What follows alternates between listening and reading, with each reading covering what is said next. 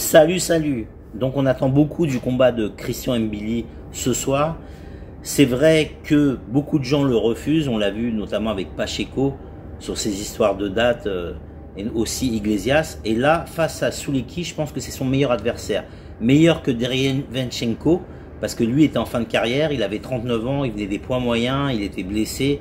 Bon, Christian l'a battu, donc c'est sûr que ça marque un point dans les esprits. Mais là, Soulecki, c'est quelqu'un qui a 3 défaites, mais contre du top, contre de l'élite. Il a perdu contre Jacob, contre Andrade et contre Pacheco, qui a gagné par un uppercut au foie au 6e round. Donc ça va permettre de comparer Mbili et Pacheco, puisque Pacheco s'est un peu défilé. Bon, après c'est des histoires de business, hein. Quand tu arrives dans le top 5 mondial, c'est pas évident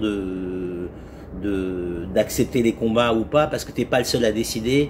Il y a des intérêts financiers et on sait plus que tu montes dans les classements, surtout dans la catégorie des super moyens. C'est important parce que il y a des ceintures de libre, puisque Canelo à un moment donné il va abandonner des ceintures, et en plus là il y a la WBC intérim pour Christian, donc c'est important. Et Christian, même s'il a rencontré Murdoch, Efron, Gongora qui étaient des bons adversaires, ou même Ronald Ellis, là Soulecki, on peut dire que c'est un vrai top 10 mondial. Je crois qu'il est 6e ou 5e dans certaines fédérations, 6e je crois à la WBC. Donc là on attend beaucoup de Christian, qui a les qualités, qui a l'encadrement, qui a des grosses capacités physiques, qui boxe assez bien, des fois manque un peu de tactique et de stratégie, mais ça s'apprend au fil du temps. Il a raison aussi de vouloir défier Canelo. Je pense qu'il ne faut pas rester obtus à toujours vouloir chercher Canelo. Voilà, là il y a une ceinture intérim, il faut la gagner. Oui, et Canelo c'est pas une fin en soi, vraiment, j'insiste sur ça. En plus, le vainqueur de ce titre intérim devra défendre obligatoirement 2 fois son titre, ou rencontrer le vainqueur de Sheraz Berlanga aussi. Ça peut être une belle opportunité, surtout si Christian gagne, pour progresser avant un combat contre Canelo.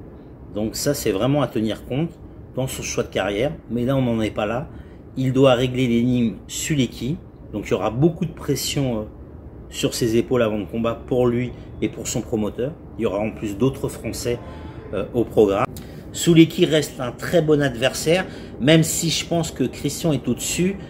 Il a quand même battu Akhmedov, qui est un espoir de la catégorie, lors de son dernier combat avant la limite. Il a battu aussi Gabriel Rosado, et il a toujours gagné contre les Français. Il a battu notamment Howard Kospolite, Fouad El Massoudi entre autres.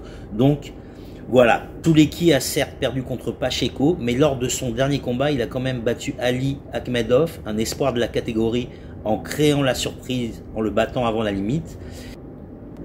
On va voir donc si Christian casse cette histoire où Soulecki gagne toujours contre les Français.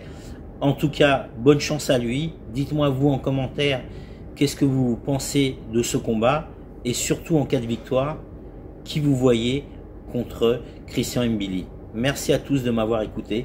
Que la paix soit avec vous et prenez soin de vous. Restez beaux gosses et belles gosses. À bientôt. Salut, salut.